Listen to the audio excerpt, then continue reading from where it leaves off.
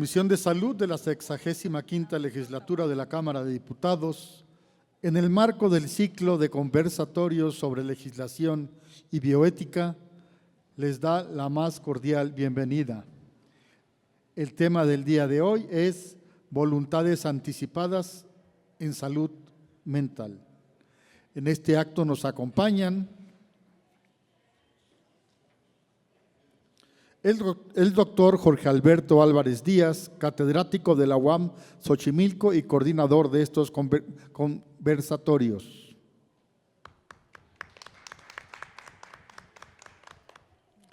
La maestra María Rebeca Alcaide Cruz, secretaria técnica de la Comisión de Salud.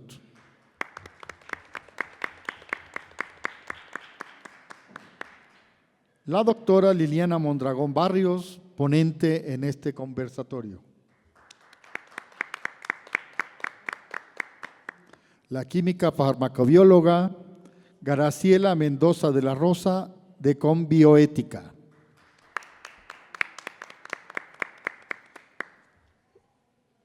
Para presentar a la mesa, cedo el uso de la palabra a María Rebeca Alcaide Cruz, secretaria técnica de la Comisión de Salud. Por favor. Gracias. Buenas tardes tengan todas y todos ustedes. Bueno, pues ya sabemos que han sido días de mucha actividad legislativa, pero independientemente de eso, pues también tenemos el día de hoy, como siempre, nuestros conversatorios ya programados en temas de bioética. El día de hoy me parece que es un tema fundamental el cual vamos a desarrollar, que son las voluntades anticipadas en materia de salud mental. Hablar de salud mental ha sido un tema recurrente de esta legislatura. Yo recuerdo perfecto que fue en esta legislatura cuando comenzaron a hacerse, no es cierto, de hecho fue en la 64ª legislatura cuando se hizo la reforma, pero la aprobación como tal fue en la 65ª, donde finalmente pues puede ya y se ve reflejada en el Diario Oficial de la Federación en abril del 2022. Ahora, ha sido un proceso muy largo hablar de los temas de salud mental, porque hablar de salud mental pues también tiene muchísimas implicaciones más allá de la parte únicamente teórica o temática, y por supuesto todavía hablar del tema de voluntades anticipadas, la certeza jurídica que se requiere tener, es algo que me parece que todavía está sigue estando en el tabú, sigue estando pendiente, seguimos teniendo una deuda para la visibilización. Le comentaba justo a la doctora que desafortunadamente hay muchos temas que aún no hemos podido todavía avanzar, como el tema de eutanasia, que aunque hubo una semana, todavía no hemos logrado avanzar ni siquiera en los consensos para la propia construcción del dictamen. Por supuesto hubo un dictamen, pero solo se quedó en proyecto, no se logró que se llevara a cabo una discusión. Y bueno, pues hablar de estos temas son recurrentes y van a ser necesarios visibilizarlos hasta que la mayoría de las personas se puedan dar cuenta de la importancia de tener una certeza jurídica en nuestra Ley General de Salud, de que estas enfermedades existen y cada día son más latentes y cada día conocemos a más personas que son diagnosticadas con este tipo de problemas, que además y desafortunadamente, aparentemente y en un inicio como si son visibles, pero pareciera que son más, así lo determinan, como más en un tinte, pues no quiero decirlo así, pero es la realidad, como superfluo. Entonces, pues no ahondan en el problema y al no ahondar, pues qué va pasando, pues repercutiendo y va generando inconsistencias que al final del día pues son insalvables. También agradezco como siempre el apoyo del doctor Jorge Alberto Álvarez, quien sin él pues esto sería sería imposible, porque él es la pieza medular, hay que darle siempre su lugar y estamos a punto de llegar al final de esto, pero ha sido la pieza medular para estos temas que han sido, y lo vuelvo a decir y no es justificación, pero es una realidad, complicados porque son temas poco entendibles, quizás para los que estamos en esta mesa, pues sí, sabemos que es la bioética, pero, y yo lo he dicho una y mil veces, y por más que se haga difusión, ahorita un compañero de los que están allá afuera, que seguramente algunos serán asesores, le preguntas, oye, ¿y la bioética? Y les puedo garantizar que no saben muy bien qué es, no entienden qué es, no comprenden cuáles son los alcances, por qué la importancia de la regulación. Pareciera de pronto que es como nada más, te hablan siempre lo mismo, pero cuando realmente está el caso ahí en concreto, híjole, qué difícil es. Entonces empiezan los dilemas bioéticos. ¿Cómo tener, bueno, eso decía Donald Dworkin, cómo tener una respuesta única? No existen respuestas únicas. Y eso es algo muy interesante que nos plantea justo la bioética. Pero bueno, gracias al doctor José Alberto. Le doy el uso de la palabra al doctor para que haga la presentación, por supuesto, de nuestra ponente del día de hoy.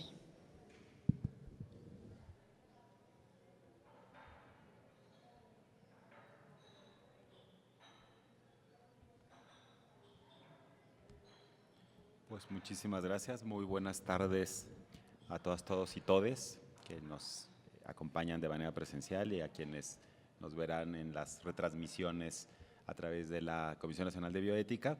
Es un gusto haber sobrepasado ya la mitad del ciclo, que han sido temas pues bastante variados. Empezamos, recordarán, en la Universidad Autónoma Metropolitana con la doctora Gabriela Pineda, hablando sobre políticas públicas y bioética desde la perspectiva de lo que ha recibido la Comisión Nacional de Bioética por parte de pues, Cámara de Diputados, Cámara de Senadores.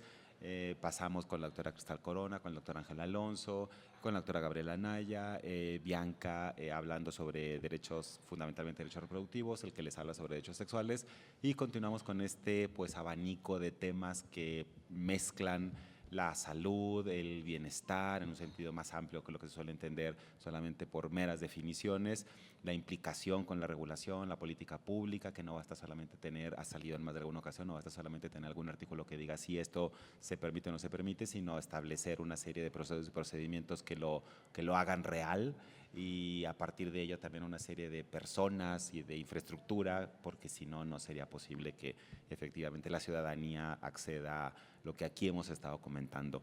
Entonces me da mucho gusto presentar a la doctora Elena Mondragón Barrios, que conozco de hace tiempo, ya no sé cuántos años, pero no vamos a ponernos a sacar cuentas en este momento, pero hace rato que he visto su dilatada, importante carrera académica, investigadora y profesional. Ella es licenciada en Psicología por la Universidad Nacional Autónoma de México, es maestra en Psicología de Grupos e Instituciones por la Universidad Autónoma Metropolitana, doctora en Psicología también por la UNAM, y realizó un postdoctorado en Bioética en la Universidad de Chile y CONACYT. Es especialista en ética de la investigación biomédica y psicosocial por la Universidad de Chile, y si no me equivoco creo que fue cuando nos conocimos en ese momento, en aquellas épocas, con Carmen Alicia y con otra serie de personas que bueno, ahí han estado a lo largo del camino. Es investigadora en ciencias médicas de la Dirección de Investigaciones Epidemiológicas y Psicosociales del Instituto Nacional de Psiquiatría Ramón de la Fuente Muñiz, docente de los posgrados de la Facultad de Medicina y la Facultad de Psicología de la UNAM, miembro del Sistema Nacional de Investigadoras e Investigadores del CONACYT con el nivel 1, fue ganadora de la beca para mujeres en Ciencias Sociales y Humanidades 2012 de la Academia Mexicana de Ciencias, ha sido presidenta del Comité de Ética de Investigación del Instituto Mexicano de Psiquiatría Ramón de la Fuente y otras varias cosas más, pero creo que lo más relacionado y directo con el tema que va a tratar el día de hoy, pues es esta breve síntesis. Entonces, pues muy honrado con la aceptación y con la presencia, le pasamos el micrófono a la doctora Mondragón Barrios. Bueno, buenas tardes a todas, a todos, a todas. Muchas gracias por la invitación, muchas gracias a todas las personas que me acompañan en esta mesa. Ha sido un placer y es un privilegio que compartir este tema con ustedes, y en realidad es un planteamiento, como ustedes escucharon, mi vocación es de investigación, entonces es un poco compartir lo que estamos haciendo también en el instituto desde este enfoque de las voluntades anticipadas en salud mental. Entonces, bueno, me voy a permitir compartirles. Si me pasan la siguiente, hablar de salud mental tendríamos que hablar también de lo que es la enfermedad mental y cómo se toman estas decisiones, que es el centro básico de las voluntades anticipadas. Y en este sentido tendríamos que ver que generalmente las personas en una condición mental siempre han estado supeditadas a que alguien más tome decisiones por ellas, ya sea en todo su entorno, pero principalmente, y en lo que nos vamos a abocar, es en su atención y tratamiento. Esta toma de decisiones es más conocida como por representación o subrogadas. Y aquí de lo que se trata eso es que se garantice que realmente sea la voluntad de estas personas quien realmente permitan su atención y tratamiento. También tendría que ver estas decisiones con la sintomatología que ellas están presentando, cómo están revisando qué están estas personas y cuál va a ser su atención y cuál va a ser su tratamiento. Entonces, estas tomas de decisiones que por muy en común se dan durante la enfermedad mental es la decisión subrogada. Y principalmente el criterio para llevar a esto es que se cree, y es una creencia que después vamos a ir viendo, que las personas que tienen esta condición mental carecen de competencia y capacidad. Ese es el punto más importante. Es decir, ellas no pueden tomar decisiones por sí mismas porque no tienen ni la competencia ni la capacidad. Pero vamos entrando este punto y adentrándonos en el tema. Hay que entender perfectamente que capacidad y competencia son dos conceptos totalmente distintos. La capacidad tiene que ver con una cuestión o con ciertas habilidades y aptitudes psicológicas. Y la competencia es desde el ámbito jurídico y legal. Desde ahí partimos de dos puntos distintos. Esta capacidad cognitiva, no la anterior, por favor. Esta capacidad cognitiva se refiere, ya les decía yo, a estas habilidades psicológicas que todos tenemos y que requerimos para tomar decisiones. En cambio, la competencia tiene que ver con una aptitud de los sujetos para ejercer sus derechos. ¿Quién es la persona que es competente para esto? Ahora sí, la siguiente, por favor.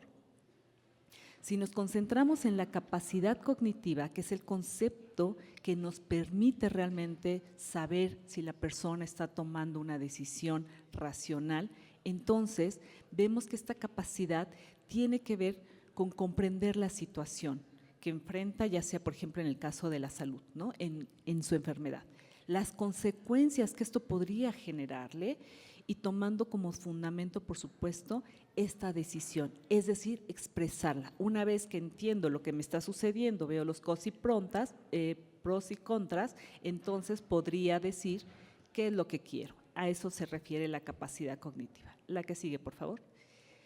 Y en este sentido, por eso yo les decía, se cree, se piensa, es mera creencia que todas las personas que tienen una condición mental o que cursan una enfermedad mental no pueden tomar decisiones por sí mismas porque carecen de esta capacidad. Y también se asume que todas las personas que tienen un tratamiento o que van a un tratamiento psiquiátrico o atención psiquiátrica es porque no tienen esta capacidad mental, ¿no? Eso es, digamos, tiene que ver con los prejuicios, con el estigma y demás. Aquí el punto central es que tendríamos que pensar que la enfermedad mental no es sinónimo de discapacidad ni tampoco de incapacidad. Entonces, eso es algo muy importante que debemos tomar en cuenta. La que sigue, por favor. Es decir, los pacientes que cursan una enfermedad mental pueden tener en cierto grado esta capacidad cognitiva, pero lo suficiente para comprender lo que está pasando en su situación médica, emitir un juicio y evidentemente tomar una decisión al respecto. ¿Qué es lo que quieren en su atención? ¿Qué es lo que quieren para sus tratamientos? La que sigue, por favor. También hay que considerar, y eso es cierto, que un trastorno mental, una enfermedad mental puede disminuir y alterar esta capacidad.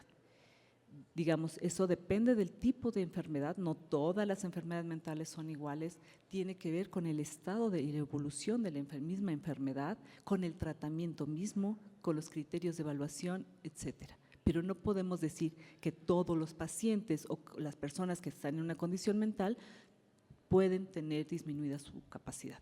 Y si así fuese, entonces tendríamos que ver qué es lo que pasa. La que sigue, por favor. Entonces, de lo que estamos hablando son dos cosas muy importantes. Una es la primera, la parte de la capacidad. Y en este sentido, una persona puede perder su capacidad para decidir frente a una situación médica que involucra su salud, pero aquí es muy importante, no pierde el derecho de decisión. Si se fijan, estamos hablando de la capacidad que puede estar disminuida, pero no, y tener la persona la competencia en este sentido de que sigue teniendo ese derecho. Y la otra situación es si tuvo la capacidad para prever y expresar su voluntad libremente y lo hizo con anterioridad o anticipadamente, entonces esta voluntad deberá de respetarse y tenerse en cuenta para que realmente surta ese efecto para la aplicación. Entonces, son dos posibilidades muy importantes y esto nos lleva entonces al tema directamente de lo que es la voluntad anticipada. La que sigue, por favor. La que sigue. Entonces, cuando hablamos de voluntad anticipada de salud mental, tenemos como antecedente, por lo menos en nuestro país, en México, la voluntad anticipada al final de la vida. Hay que considerar que voluntad anticipada es en salud en general y se pueden dividir en diferentes áreas. El antecedente más próximo de las voluntades anticipadas en salud mental es la voluntad anticipada al final de la vida, que en México es una ley que está vigente desde el 2008 en algunos estados de la República, al menos en 16 ya está más que aprobada y vigente. Esta ley lo que menciona es que la persona puede tomar decisiones sobre su atención, procedimientos, en fin, o no, porque también incluye el rechazo de esos procedimientos, tratamientos y demás, cuando la persona se encuentre al final de la vida, en un momento donde ya su vida, digamos, no se pueda mantener de manera natural. Entonces, en este sentido, estas voluntades anticipadas al final de la vida son el antecedente de las voluntades en salud mental. La que sigue, por favor. Y hay que considerar que estas voluntades anticipadas en general están sustentadas en acuerdos internacionales o en convenciones internacionales. Las voluntades anticipadas particularmente están estipuladas en el Convenio para la Protección de los Derechos Humanos y la Dignidad del Ser Humano con respecto a la aplicación de la biología y la medicina, mejor conocido como el Convenio de Oviedo, que es mucho más simple el nombre, porque si no, uno se hace un poco de bolas con el nombre. Pero bueno, en su artículo 9 lo que dice este convenio es eso, que las personas pueden aceptar o rechazar de manera anticipada los tratamientos en general en tanto su salud. Es decir, las personas pueden decidir anticipadamente sobre su salud lo que quieren a futuro. Entonces, tenemos esta parte del antecedente legal y la parte del antecedente en derecho internacional con las convenciones. La que sigue, por favor. Y en este sentido, entonces ahora sí, vemos las voluntades anticipadas en salud mental, que cuando se hizo la convocatoria en la ONU, muchas personas bajo esta condición participaron. Por eso se consideran que es una conquista por parte de estas personas en el ejercicio de su derecho de autodeterminación para aquello que tiene que ver con su salud de manera prevista. Eso es muy importante porque ellos participaron como colectivo y entonces aparecen estas voluntades anticipadas en salud mental. La que sigue, por favor. ¿Pero qué son entonces las voluntades anticipadas en salud mental? Bueno, constituyen un proceso, al igual que el consentimiento informado es un proceso mediante el cual las personas con condición mental predeterminan los aspectos de su cuidado posterior. Se aplica cuando éstas pudiesen carecer de la capacidad para que se conozca y se respete sus deseos sobre su tratamiento. Entonces, si se fijan en la definición, aparece nuevamente la capacidad, ¿no? Y su derecho para realmente anticiparse a lo que ellos quieren. La que sigue, por favor. ¿Pero qué contienen entonces las directrices o las voluntades anticipadas? Bueno, ahí puede haber muchos aspectos, entre esos, pues las medidas terapéuticas. Y entre esos tenemos los medicamentos, como pueden ser los antipsicóticos, los psicoactivos, etcétera. La terapia electroconvulsiva, que es muy polémica y muy controversial en el campo de la atención en psiquiatría, que también aparece, puede estar ahí incluida dentro del contenido de las voluntades anticipadas. También están las alternativas a la hospitalización, las restricciones y la reclusión, digamos, sobre todo cuando hay un internamiento involuntario. Y es precisamente ese internamiento involuntario que también puede incluirse como parte de los deseos de una persona para que pueda hacerse durante una crisis cuando ella ya no puedan tomar esa decisión. Entonces, estas son algunas, hay muchas otras, pero esto es lo que internacionalmente se ha, digamos, concebido que puede ir dentro de las directrices y voluntades. La que sigue, por favor. Entonces, ahí las voluntades anticipadas tienen 3 puntos muy importantes. Uno es que también estas voluntades anticipadas, al igual que las voluntades en general que están sustentadas por el Convenio de Oviedo, las voluntades anticipadas en salud mental están sustentadas en la Convención de los Derechos de las Personas con Discapacidad. Esa convención es muy importante y lo que plantea no solamente es un cambio de paradigma, sino cambio de paradigma me refiero a un modelo social de la atención en salud mental. Y también plantea un término muy particular, el concepto de discapacidad mental. Lo que plantea básicamente la convención es que la discapacidad no es una característica de las personas, sino que los da el medio social, eso que los impide realizarse como personas. Es ahí la discapacidad. Entonces, esto es un cambio de paradigma totalmente que tiene la convención. Y esa convención lo que ha hecho es que se armonice o que exija, digamos, la armonización en la legislación de algunos países. Un ejemplo claro es lo que marcó ahí la ley de Chile, en Chile de salud mental, y en México, que es esta reforma que se dio en el 2022. Entonces, esas dos legislaciones o esas reformas de esas dos legislaciones a nivel de Latinoamérica tienen esta armonización, digamos, están basadas en los términos y en el modelo de la Convención de los Derechos de las Personas con Discapacidad. Eso es muy interesante porque si ustedes ven y vamos a ir viendo la legislación, ahí aparecen los términos que dicta la declaración. La que sigue, por favor. En este sentido, también esta declaración lo que menciona es que se debe asumir en este cambio de paradigma un cambio de postura. En lugar de un paternalismo asistencial, la de un acompañamiento, la de un apoyo en la toma de decisiones.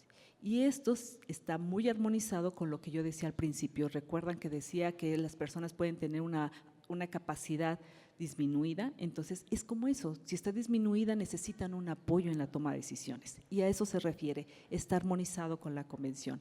También en la convención lo que nos dice es que tendría que eliminarse todos los tratamientos e internamientos forzosos. Esa es una idea que tiene la convención y que bueno, el camino hacia la atención en salud mental se va a dirigir hacia allá.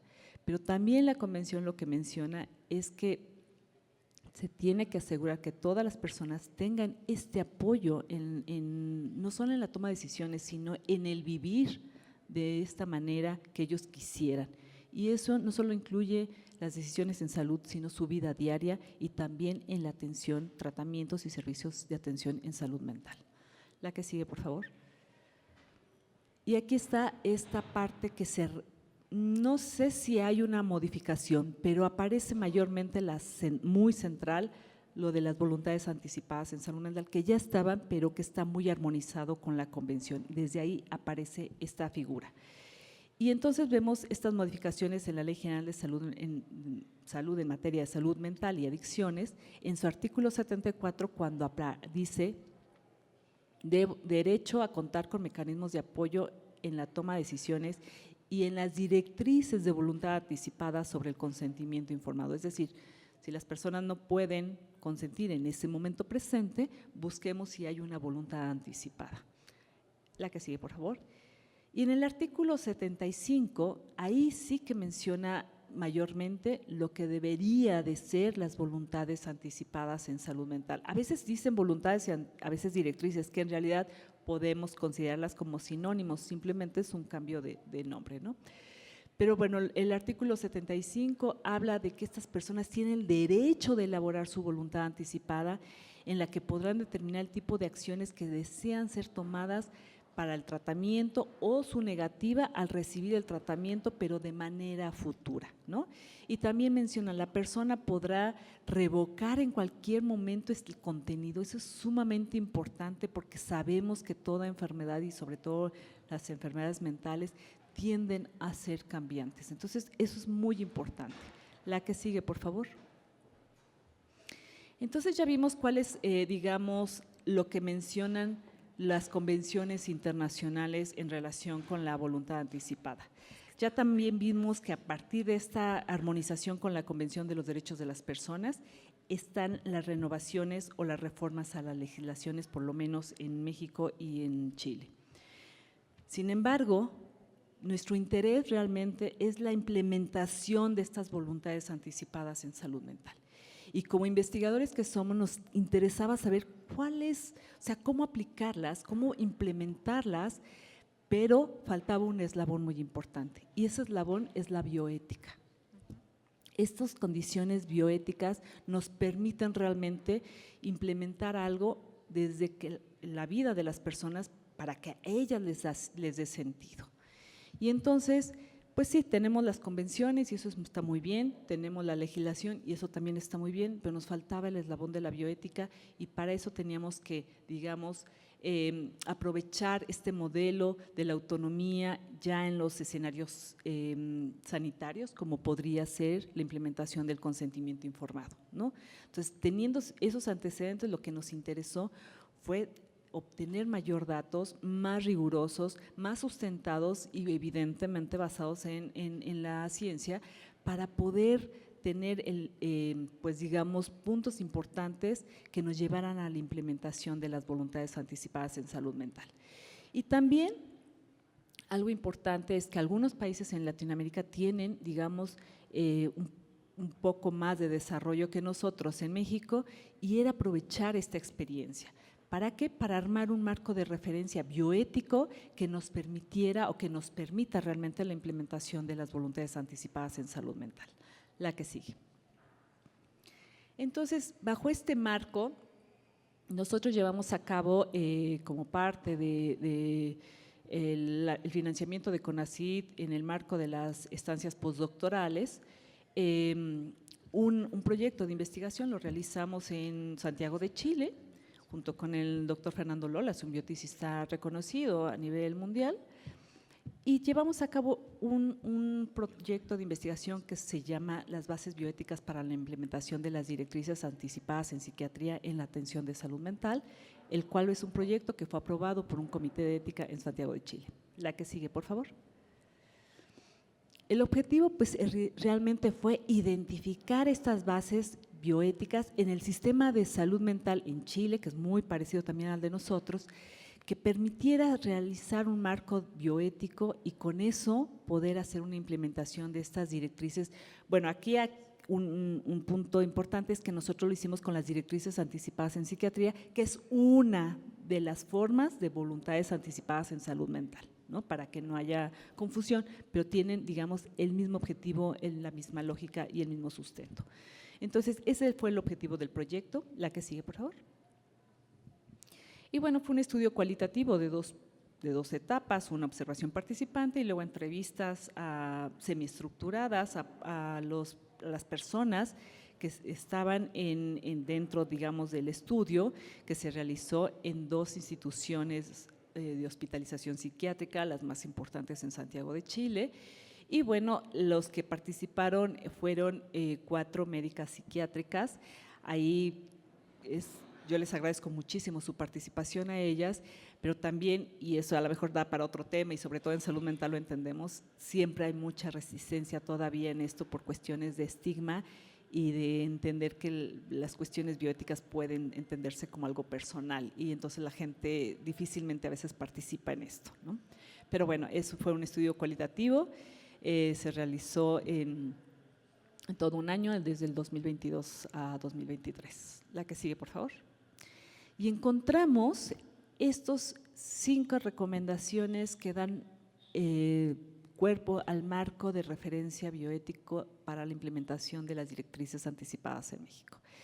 Lo que significa es que para implementar las directrices o las voluntades anticipadas requerimos estos 5 elementos bioéticos.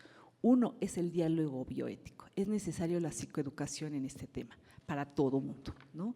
La otra, también es importante que se vea esta toma de decisiones, pero en un sentido muy, muy particular. No es desde este modelo paternalista nuevamente, sino muy de la autonomía.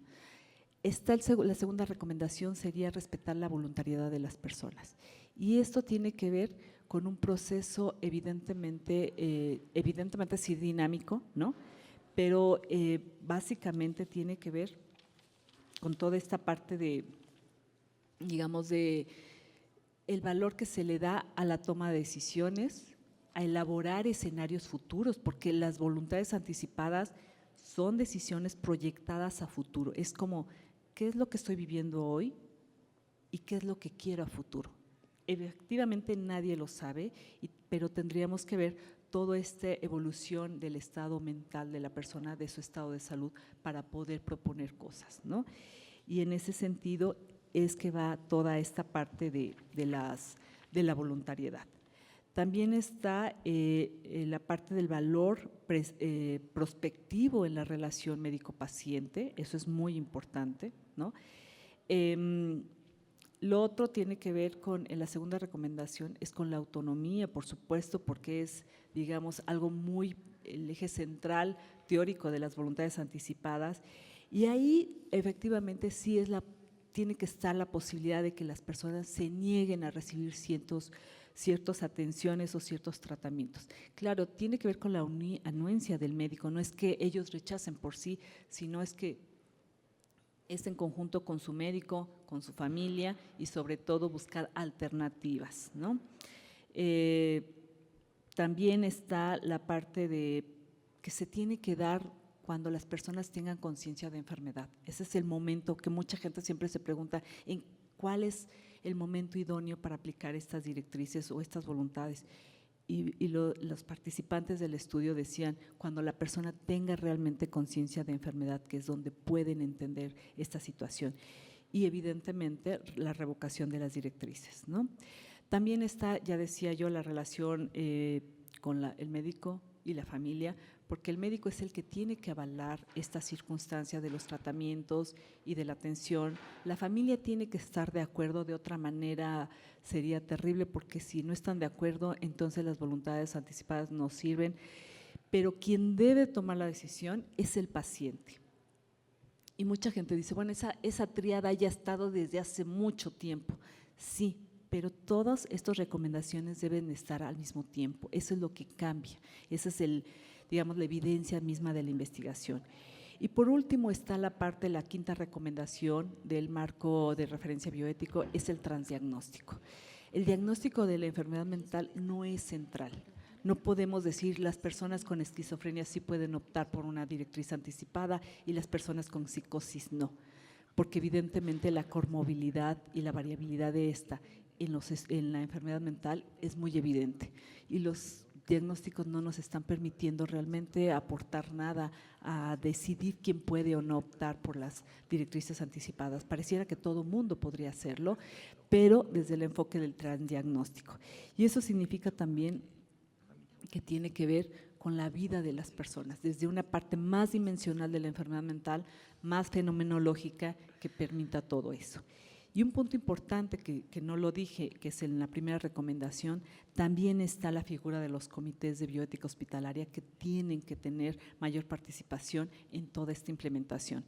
Entonces, los resultados de este estudio dan cuenta de este marco de referencia bioético para la implementación, es decir, aparte de las convenciones internacionales, de la legislación, está la bioética, y estas 5 son las recomendaciones para la implementación de esto.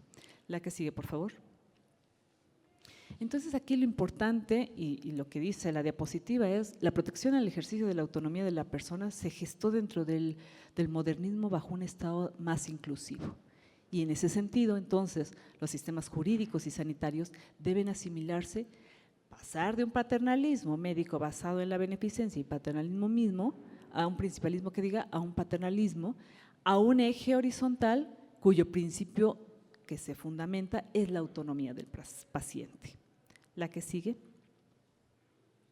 Entonces, ¿qué nos enseña todo esto en la investigación?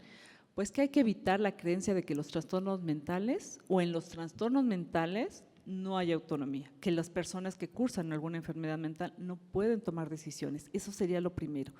Lo segundo, que si bien es la capacidad un punto importante de manera cognitiva para que la persona tome decisiones, también es cierto que es muy importante que estas decisiones se sustenten en valores, creencias, deseos y preferencias de vida de la persona.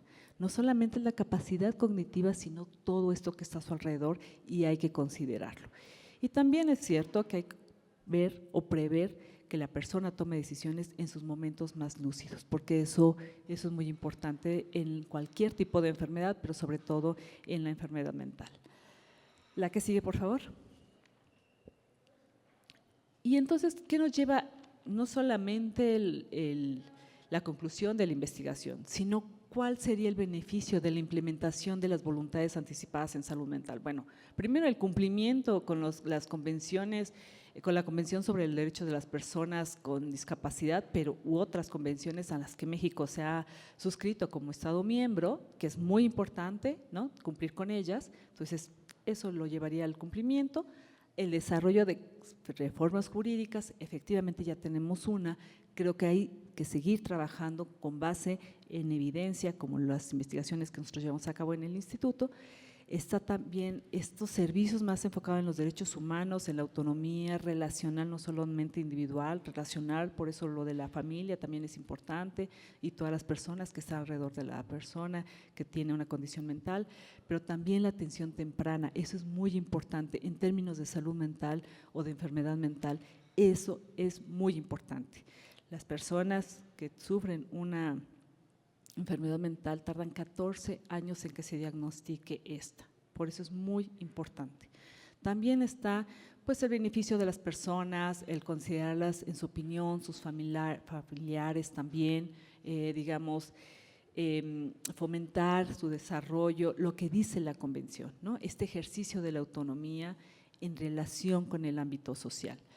Los modelos de acompañamiento, el modelo de asistencia, de presunción de la capacidad es muy importante, es un cambio de paradigma en la atención en salud mental y eso tendríamos ya que implementarlo. Y también, si bien las voluntades anticipadas en salud mental no vienen a solucionar lo del internamiento involuntario, sí aportan para que al menos en tiempos, en la temporalidad, una persona en un estado presente pueda decidir si en un momento de crisis más adelante puede internarse voluntariamente. Y aunque parece una contradicción, en términos temporales no lo es y entonces eso puede disminuir. De hecho, eso está probado a nivel internacional, que una persona que tiene una voluntad anticipada disminuye mucho el internamiento involuntario. Y bueno, pues eso sería, digamos, el punto en general de compartir. La última, por favor. Y yo les agradezco mucho su atención. Muchas gracias.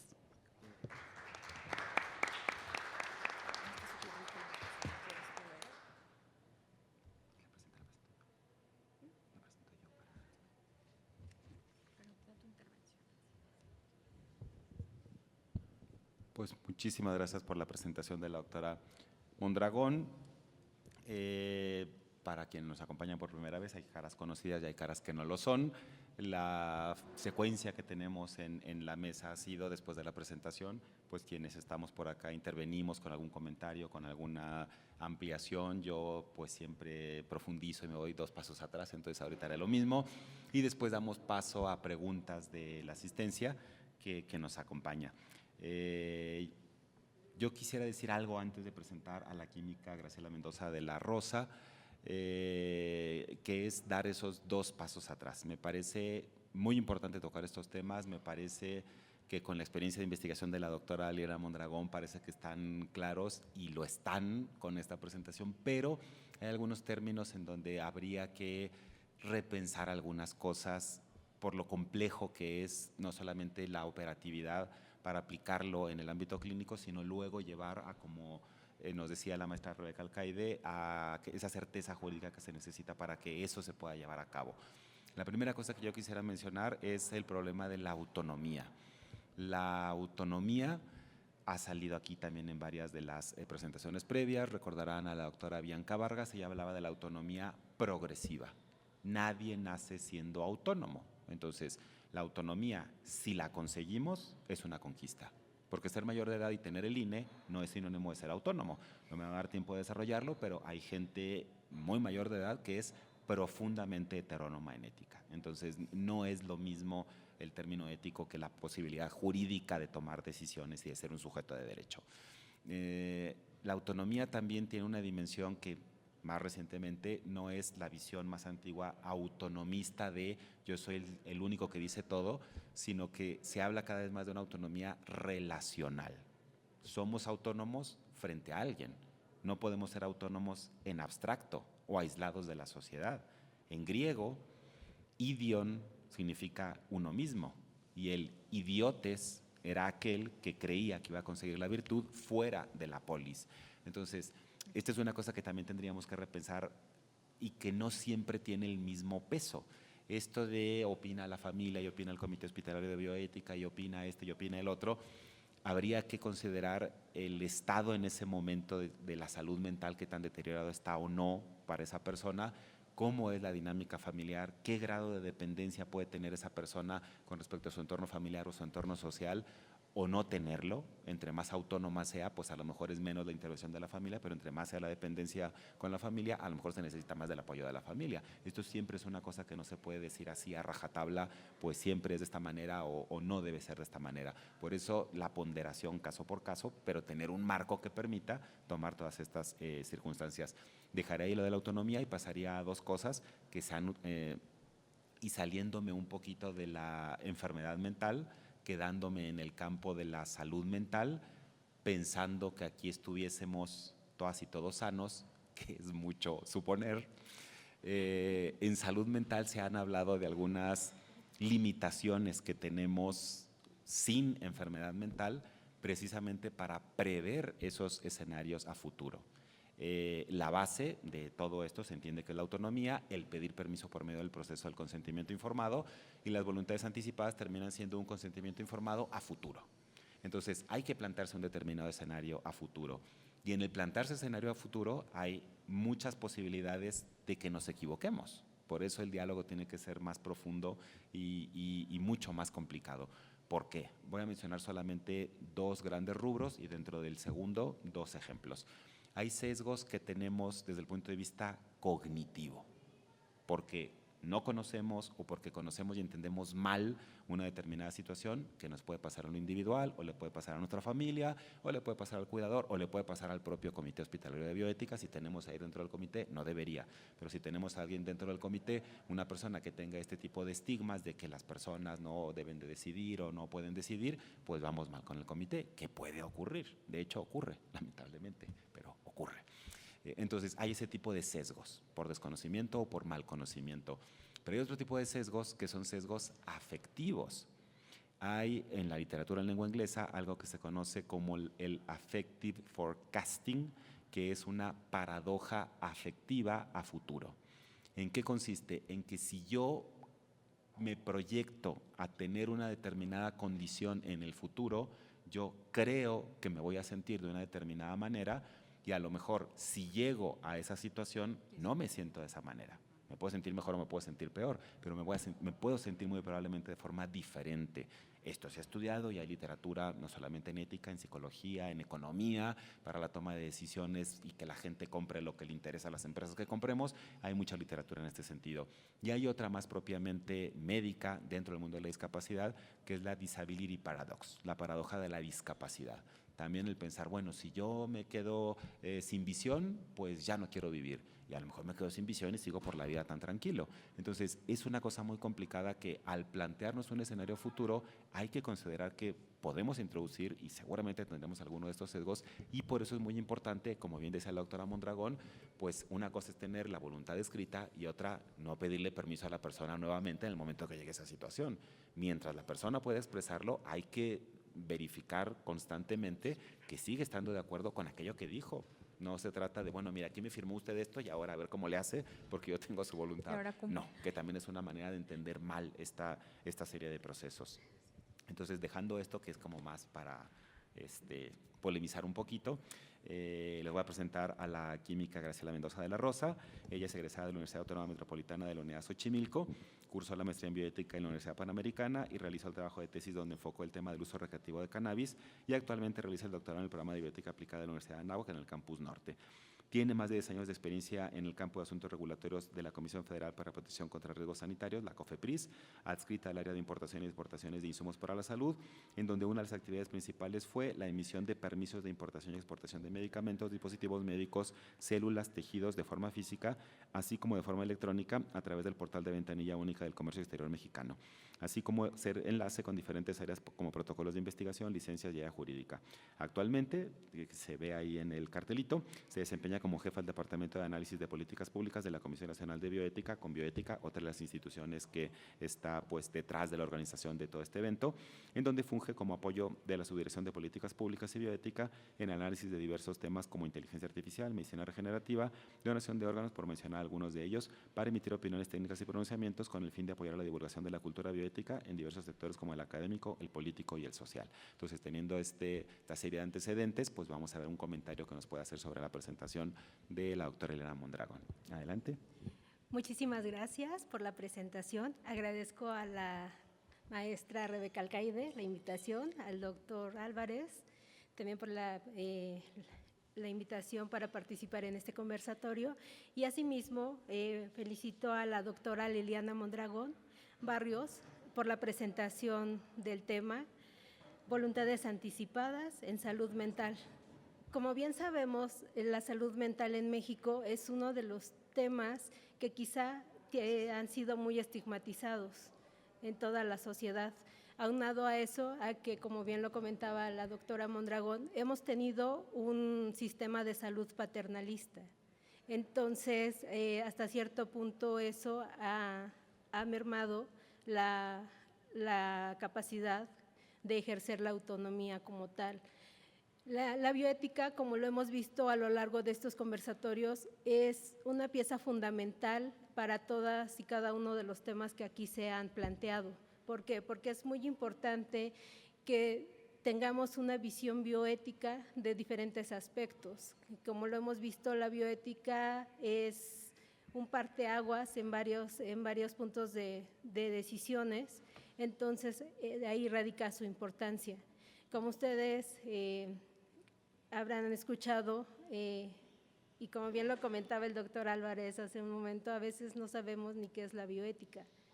Por eso en mi caso como bioeticista, yo promuevo que los estudios y la bioética se promueva desde el pregrado para que las nuevas generaciones ya tengan conocimientos en bioética. Y bueno, después de mi comercial en bioética, como verán, es por eso mi amor hacia la bioética que vengo a este foro a impulsar a que se interesen por el tema.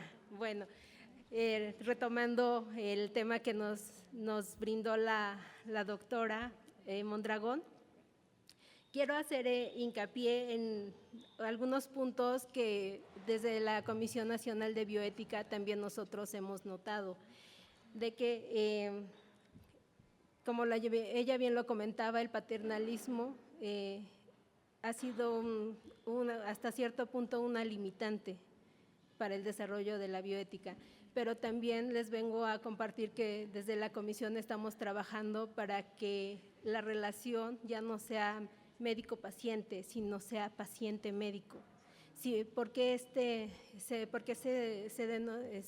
denota este binomio? Porque gran parte de los aspectos que se tienen que tener en cuenta es el paciente como tal. Si bien aquí en este tema que nos compete hoy, de voluntades anticipadas, la autonomía es uno de los principios bioéticos que es de gran importancia y de gran relevancia.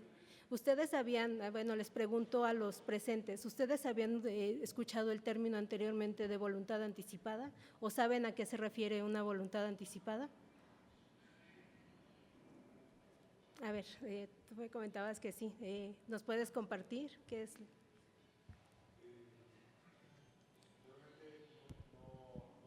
Un momentito, que esto se está grabando y luego no se escucha si opinan algo. Entonces, para empezar a interactuar, que ya empezó la maestra Graciela, les pasarían el micrófono y que quede en la grabación. Si no, no se va a escuchar nada en la transmisión y en la retransmisión. Sí, ahí está.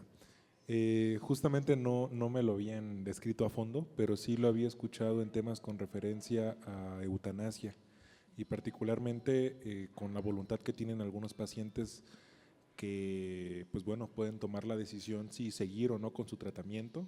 Justamente nos habían explicado un caso así en la facultad y pues va relacionado con la voluntad anticipada, que es lo que me parece. Bueno, en algunos casos se tiende a confundir de que va de la voluntad anticipada con eutanasia. Entonces, así como tal, les comparto la definición de voluntad anticipada. La voluntad anticipada puede ser entendida como la decisión que toma una persona de ser sometida o no a medios, tratamientos o procedimientos médicos que pretenden prolongar su vida cuando se encuentre en etapa terminal y por razones médicas. Es imposible mantenerla en forma natural, protegiendo en todo momento la dignidad de la persona. Esto es muy importante, la dignidad de la persona. Perdón, ya le estoy quitando tiempo a la doctora Mondragón, pero pues este es uno de los temas que como bien decía la maestra Rebeca al inicio del conversatorio, es uno de los temas que generan controversia, pero también es muy importante y es así súper interesante. Doctora Mondragón, le cedo la palabra. No sé si antes, para continuar aquí, si la maestra quisiera decir algo, la maestra Rebeca Alcaide, yo solamente comentaría a propósito de la definición. Las definiciones se pueden cambiar, las podemos ampliar, las podemos restringir, todo lo que queramos o todo lo que necesitemos, y hay un término que no tiene que ver y que algo salió a propósito de estas palabras que salen ahí entre las directrices y la voluntad.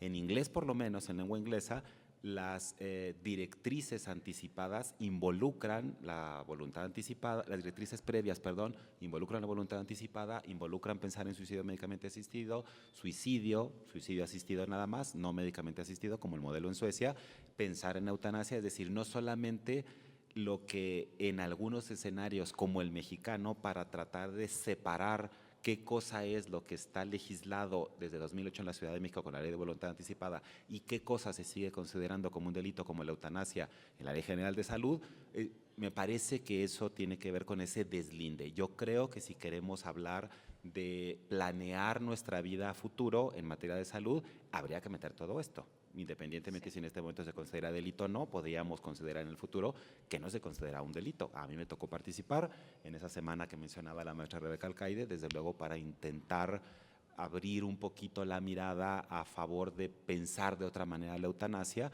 y no solamente como una cosa negativa, porque suele haber mucho estigma en contra del suicidio en general, el suicidio lúcido. No lo mencionó el doctor Ángel Alonso el día de su presentación, la segunda de las sesiones que tuvimos aquí, pero tiene un libro que habla del suicidio lúcido, del suicidio racional. Yo solito decido ya no vivir y entonces elimino mi propia vida. Hay modelos como el que decía yo de Suiza con un suicidio asistido, no por profesionales de la salud, sino que alguien me preste ayuda para que yo no necesariamente lo haga sin saber cómo. El suicidio médicamente asistido, en donde la ayuda consiste en que un profesional de la salud ponga el conocimiento médico para que yo pueda poner fin a mi vida, y la figura de la eutanasia, en donde no tengo la posibilidad, por lo que sea, de yo mismo poner fin a mi propia vida, y solicito que alguien más, habitualmente un profesional de la salud, de esto se ha legislado en el mundo, sea quien intervenga directamente para poner fin a mi vida. Todo eso lo podemos pensar a futuro, lo podríamos incluir dentro de esa figura amplia de directrices previas, en donde la voluntad anticipada podría ser si quiero que continúe con mi tratamiento o no, desde el punto de vista más biológico, si lo queremos ver así, o desde el punto de vista más de la salud mental, como nos comparte la doctora Mondragón. Entonces le voy a ceder la palabra a la maestra María Rebeca Alcaide para otro comentario y regresamos la palabra a la doctora Mondragón con esta serie de reflexiones y pasamos a ver si hay alguna pregunta de la asistencia. Gracias. Bueno, como lo comenté desde un inicio, pues son temas que a mí me parecen, porque además también tengo que decir, a ver, uno, en lo particular, a diferencia de los que aquí estoy en esta mesa, pues yo ni conocía los temas de bioética, hasta que muchas veces uno se empieza a involucrar, hasta que no se acerca a personas que requieren la asistencia de la bioética a través, lo he platicado y no tengo por qué dejar de decirlo, a través muy en particular el caso que viví con mi papá, cuando él pedía que lo ayudáramos a bien morir, ¿no?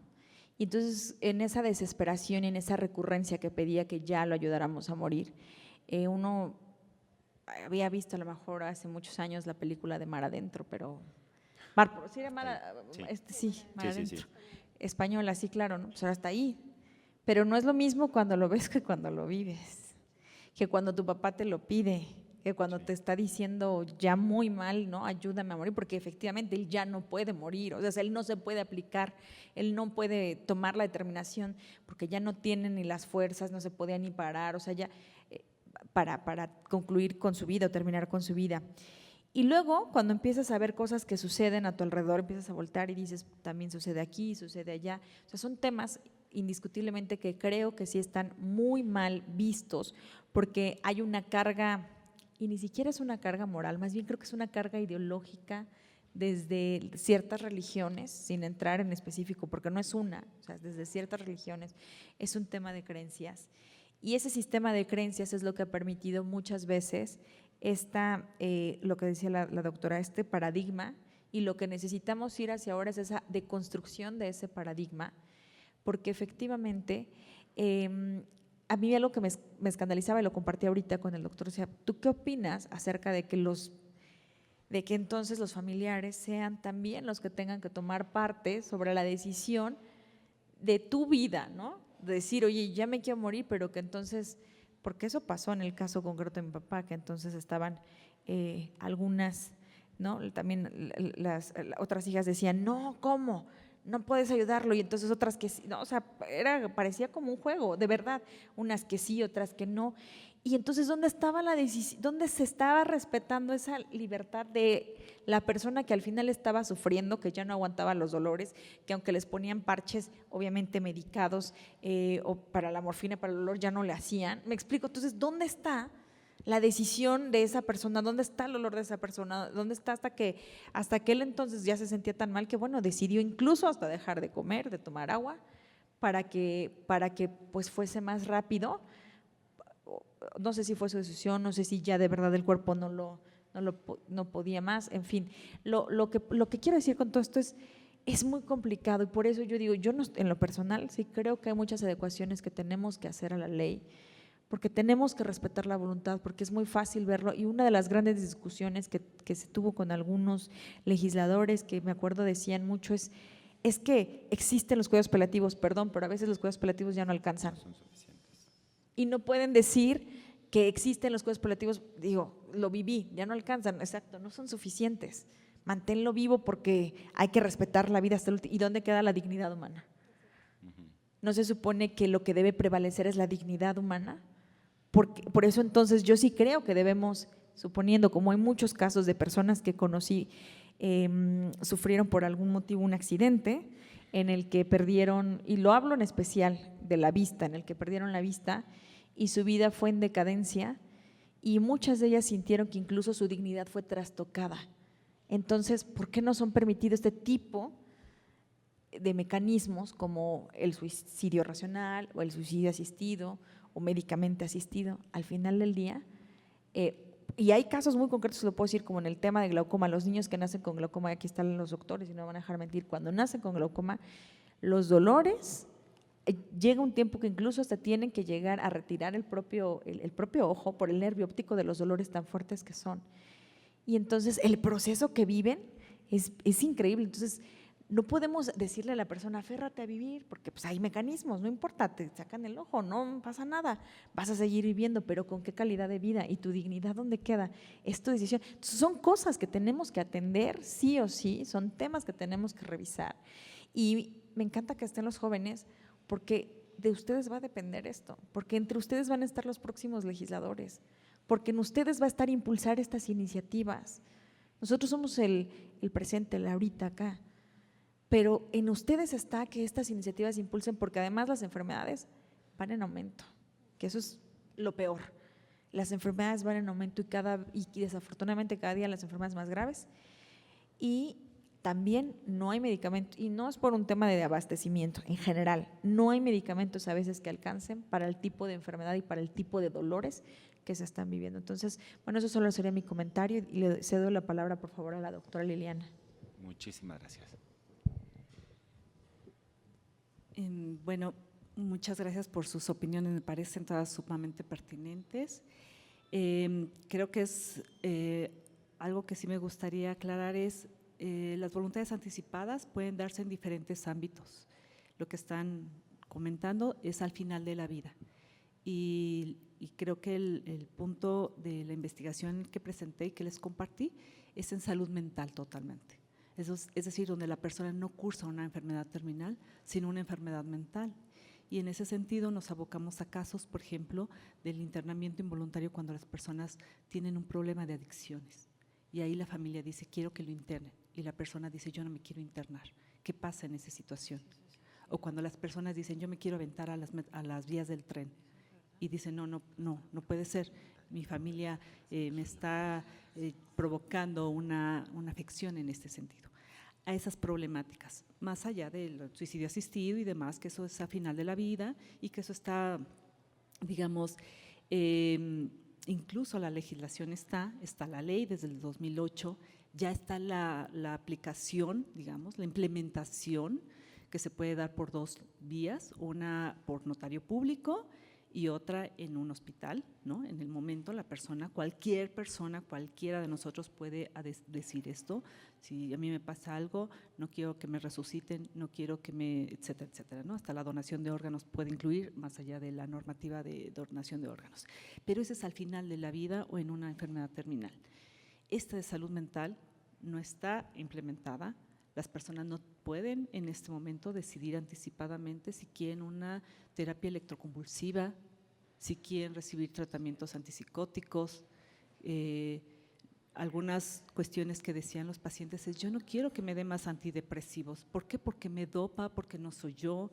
Entonces, ¿cuál es la alternativa? Por eso es la importancia, sí, entiendo que sea paciente-médico, médico-paciente, al final el punto es el diálogo.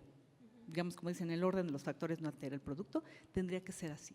Es una anuencia del médico porque él es el que sabe, pero sí considerando la vida cotidiana de las personas. ¿Quién está a su cuidado, como bien decían? ¿Quién está alrededor? ¿Cuál es la dinámica familiar? La dinámica laboral, porque también es cierto, los medicamentos psiquiátricos son sumamente caros, ¿no? Entonces, ¿quién va a tener todo eso?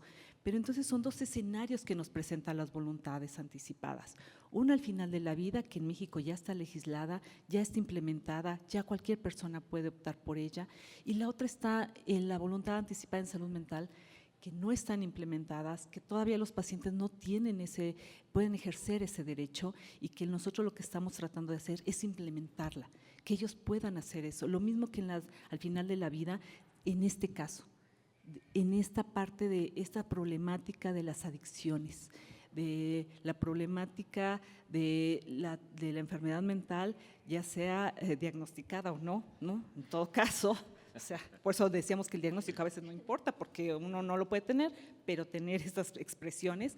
Entonces, lo más importante es eso, que tengan ese acceso a ese derecho y que realmente la persona diga, por ejemplo, hemos tenido casos de, y eso está en la literatura, que dice la persona, yo no quiero internarme. Y los médicos, pero ¿por qué no? Si es importante, la familia tiene que tener ese, digamos, resguardarla. Y el paciente decía, es que, ¿quién va a cuidar mi mascota? Entonces dices, no puede ser, todo el mundo haciéndose una historia de por qué no se quiere internar. Y al final es por eso, es la escucha del paciente, de la vida cotidiana del paciente, ¿no? Y en todo caso va en ese marco de cotidianidad de la vida de las personas, estas voluntades anticipadas en salud mental, que queremos, por lo menos queremos que se apliquen, que se implementen como está ya implementada, por lo menos en México, la voluntad anticipada al final de la vida. Que las personas tengan el derecho anticipadamente de decir cuál es el tratamiento que quieren, si quieren realmente tener un internamiento en el momento de la crisis, que su familia también se incluya. Sí es cierto, a veces es este dilema de si la familia quiere algo. En salud mental quizá el dilema no es tanto como al final de la vida, porque implica otras cuestiones emocionales que siempre están ahí, pero que también son muy importantes. Porque algo que se ha visto de la voluntad anticipada al final de la vida es que en México hay mucha gente que las tiene, pero que no se aplican, porque la familia no sabe que están, que la persona optó, o la otra es, no, ¿cómo puedes decidir por esto? No, yo no te voy a, no, va a ser lo que yo diga. Y eso no es el respeto a la voluntad anticipada. Entonces, esas cuestiones, esos vacíos que puede tener la voluntad anticipada al final de la vida, es lo que queremos que no pase en la voluntad anticipada en salud mental. Entonces, ese es un punto que nosotros nos estamos abocando a la implementación de las voluntades anticipadas en salud mental para resolver todos estos dilemas y que tienen que ver o problemáticas en el ámbito de la salud mental y de las adicciones, porque así lo dice la ley. Entonces son cosas distintas, sí se relacionan, por supuesto, tienen encuentros y comunes y eso es muy importante. A mí me parece fantástico que al menos se haya abierto la posibilidad de ambos temas y bueno, pues hay mucho que pensarle todavía y desarrollar en el tema. Muchas gracias.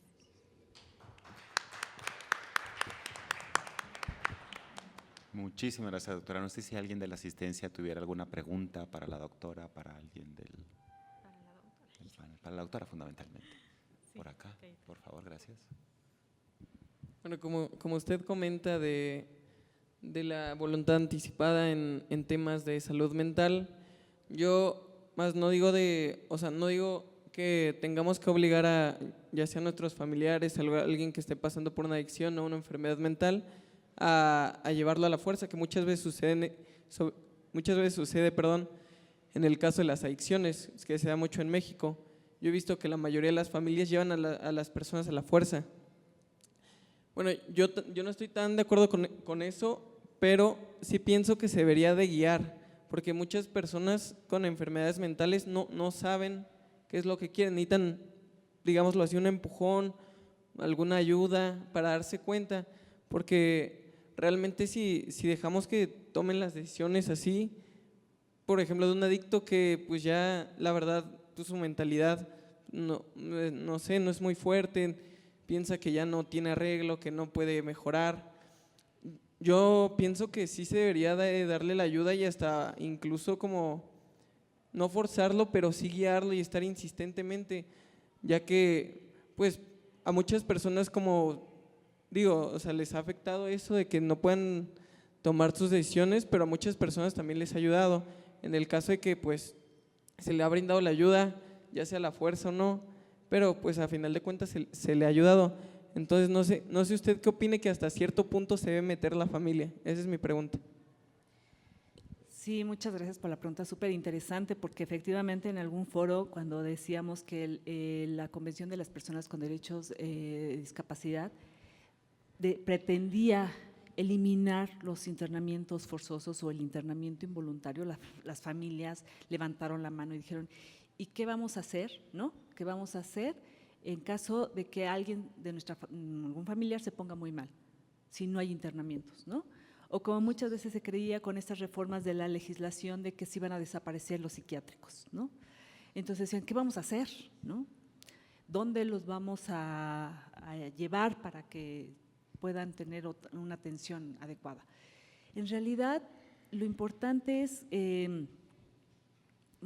digamos, plantear que las voluntades anticipadas deben darse cuando la persona tenga la conciencia de enfermedad de sí estoy mal, sí me está pasando esto, con esta capacidad para tomar decisiones. Es en ese momento que se deben de aplicar las directrices.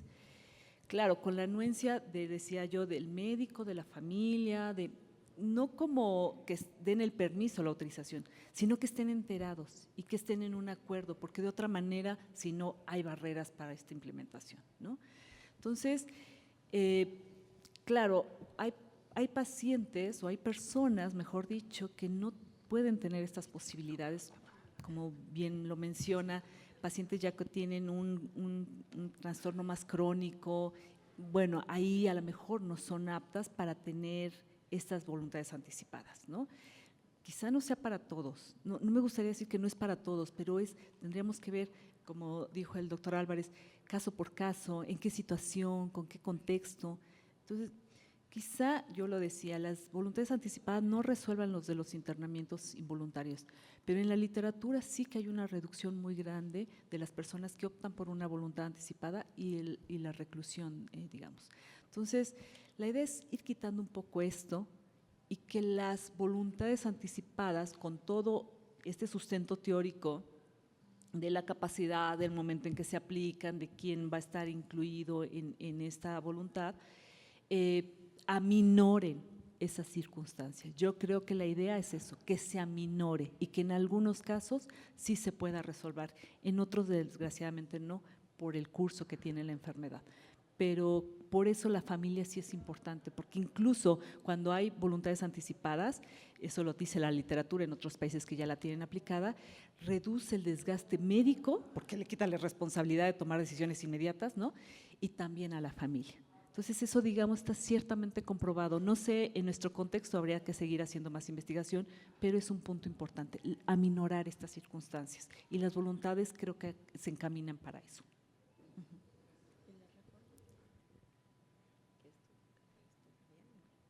Buenas tardes a todos. Muchas felicidades a los ponentes.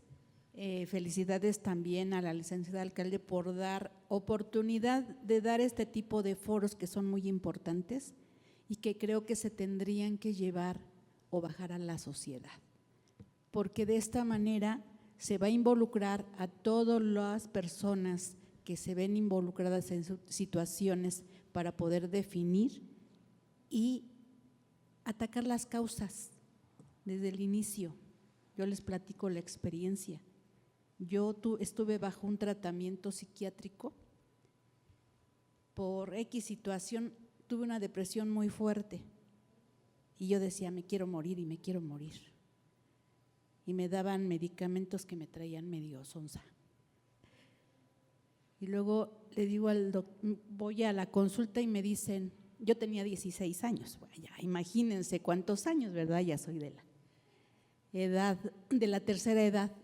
Y me dice, pues no mejoras, te vamos a tener que dar electroshock, porque esa idea no se te quita de la cabeza.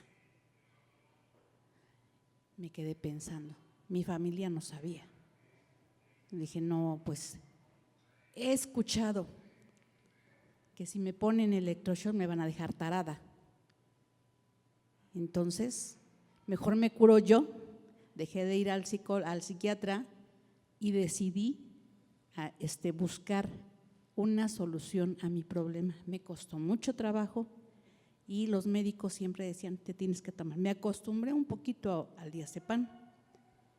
Después tuve otro problema y resulta que me dicen, pues diazepam de nuevo. No, pues ¿sabe qué? Pues no, ando sonsa. Entonces, el ir buscando, y así como ahorita ustedes dan todo este conocimiento, se debe bajar a toda la familia, a toda la comunidad, para que estemos enterados y podamos ayudar, porque se discuten las altas esferas, se llevan a cabo leyes o salen documentos y resulta que pues no dan éxito porque la familia empieza, los problemas entre los… No, es que no vas a dejar morir a tu familiar. ¿Cómo? ¿Por qué lo vas a dejar? Él ya no piensa. Y entonces ahí nos involucramos sin querer y se daña a la persona y se le limita su autonomía de decisión. Entonces eso creo que es importante bajarlo para que todos tengamos el conocimiento y de esa manera poder decidir libremente y tener esa voluntad anticipada. ¿Qué quiero si yo tengo esto?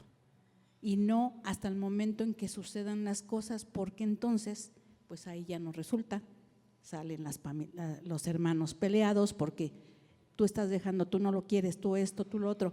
No, es que sí hay que dejar a la persona que decida qué es lo que quiere para que pueda tener una muerte digna o un desenlace como se quiera, pero por decisión consciente de uno mismo.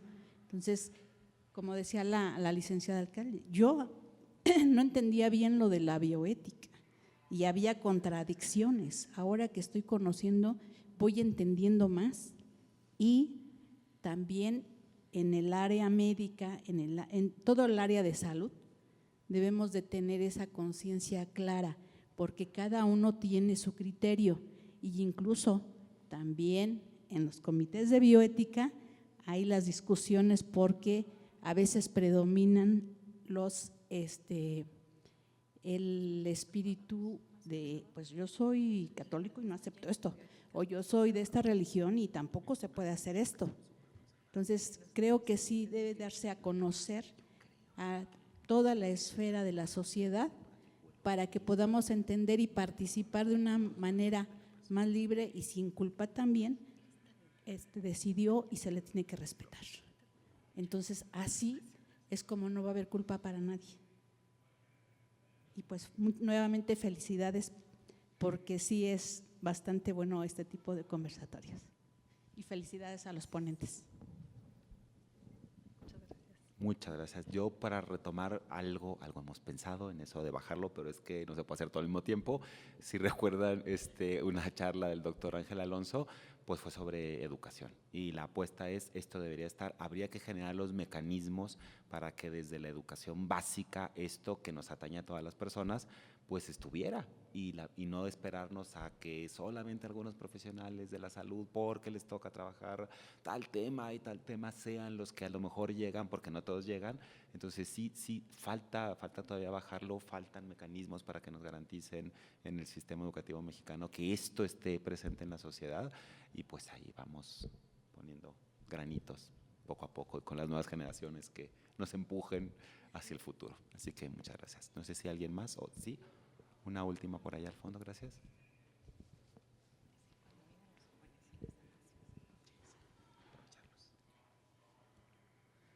Bueno, no sé si me permitan a la doctora Liena Mondragón hacerle una pregunta un poco personal, porque, bueno, en mi caso yo realmente no conocía este tema, pero había escuchado ciertos comentarios de una de mis hermanas que estudia psicología. Me había dicho, si a mí me da Alzheimer, yo quiero una muerte asistida, ¿no? Y más allá, y bueno, justamente ahorita fue muy esclarecedor el comentario de lo del gato, ¿no? De quién va a cuidar a mi gato y de esa pérdida de cotidianidad, y de que esa es la razón por la que una persona podría recurrir a una muerte asistida en caso de un problema psicológico. Y como más, yo aquí lo que me gustaría sería escuchar como un ejemplo, y más de alguien que es un especialista en el tema, de si usted ha pensado sobre su voluntad, o sea, bajo qué enfermedades mentales, qué decisiones tomaría usted. Muchas gracias. Bueno, aparte, muchas gracias por compartir sus experiencias, ¿no? Yo lo aprecio muchísimo. Es complicado porque efectivamente, como dijo la maestra Alcaide, o sea, cuando ya toca uno, cambia la visión, ¿no? Yo por muchos años me he dedicado también al tema de suicidio, y siempre la gente me decía, ¿por qué te enfocas en un tema que es un poco siniestro, ¿no? Escuchar a las personas que tienen ideación suicida y que quieren terminar con su vida no es algo sencillo. Y sin embargo yo decía, bueno, yo los escucho porque yo creo que yo no podría llevar a cabo un acto de ese tipo. Pero nadie está ajeno a la cuestión de las enfermedades o de las manifestaciones mentales. Y un ejemplo claro es, por ejemplo, después del terremoto del 2017, que la mayoría de los habitantes de la Ciudad de México sufrimos estrés postraumático. Y bueno, si oímos la chicharra, evocamos esa parte, ¿no? Y es un estrés postraumático que lleva a no dormir, sudoraciones, temblores, toda una sintomatología. Efectivamente, creo que el caso, en otro término también de enfermedad, en este caso más neurológica, como el Alzheimer, es tremendo, ¿no? De hecho, hay una película, no sé si la han visto, que no recuerdo porque no soy buena para, ¿no? Perdón, de una profesora, ¿no? Que le da Alzheimer, es una profesora universitaria. Creo que es Alice. Alice, creo, tienes razón. Sí. Bueno, yo cuando la vi dije, qué proyección, o sea, no, yo creo que… Lingüista ella. Sí, además. Entonces es como bien complicado. Yo diría, yo ahí sí que tengo, de hecho la voluntad anticipada al final de la vida se puede hacer en cualquier año, en cualquier momento del año. En la notaría yo ya pregunté, ¿no? Claro, ahí necesito la firma de mi médico, pero creo que es importante, al menos yo personalmente lo haría en enfermedades neurológicas, en este caso. Porque a mí, por eso digo, yo soy psicóloga, uno no va por la vida, hay una coincidencia en los temas. Y esto de la capacidad es algo que a mí me afecta mucho en la persona, ¿no? También después de la pandemia, todo mundo tuvimos una baja de la capacidad cognitiva, no hay mayor concentración, atención, etcétera, ¿no? Lo hemos vivido a la mayoría, no digo que todos, pero la mayoría. Entonces yo creo que mi firma de voluntad anticipada al final de la vida va a ser en enfermedades neurológicas. Y en salud mental, pues yo creo que todas, porque evidentemente uno nunca sabe, desde una depresión que es muy común, ¿no? Y desde una ansiedad, vivir en la Ciudad de México, de verdad que quien no tenga ansiedad es porque es un privilegiado, pero creo que va en ese sentido, al menos la sintomatología, no sé si la enfermedad, pero la sintomatología creo que sí. Entonces esa sería mi respuesta y muchas gracias por la pregunta.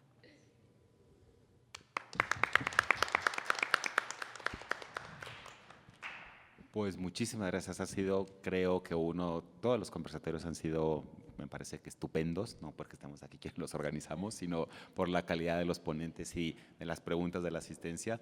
Pero también es muy importante y muy interesante cuando se involucra la persona y cuando se ve que esto no es solamente algo allá afuera, por si ocurre, no, sino que todos los seres humanos estamos involucrados de diferente manera con todos estos temas y a todos nos llega de diferentes maneras pues todo lo que hemos mencionado en este ciclo y lo que seguiremos mencionando. Los dos temas que están pendientes, la penúltima sesión dentro de un par de semanas será con la doctora Feya Ostrowski-Shehet acerca de la violencia, un tema de la historia de la humanidad. Y la última de las sesiones con el director del Comisionado Nacional de la Comisión Nacional de Bioética, el doctor Patricio Santillán, con el tema de objeción de conciencia, que quienes han seguido todo el ciclo, pues en la primera de las sesiones salió por ahí el tema y se fue, y ahora creo que lo vamos a concretar con la presencia del doctor Santillán, porque ya hubo ahí en ese momento comentarios acerca de posturas que ha comentado el doctor Santillán en publicaciones incluso, sobre qué podría entenderse por objeción de conciencia y pues ahí terminaremos de aclarar esas posturas y de pues ver las discrepancias y lo que estamos de acuerdo o no con ese tema. Yo les agradezco la asistencia pues, presencial a quienes nos acompañaron, la virtual para quienes nos han seguido hasta este momento y en las retransmisiones que tiene la Comisión Nacional de Bioética. Y le voy a pedir por favor a la maestra María Rebeca Alcaide si le entrega por favor el reconocimiento que pues, Cámara de Diputados, Universidad Autónoma Metropolitana y la Comisión Nacional de Bioética le otorga a la doctora Ileana Mondragón Barrios por su excelente presentación. Muchísimas gracias. Muchísimas gracias.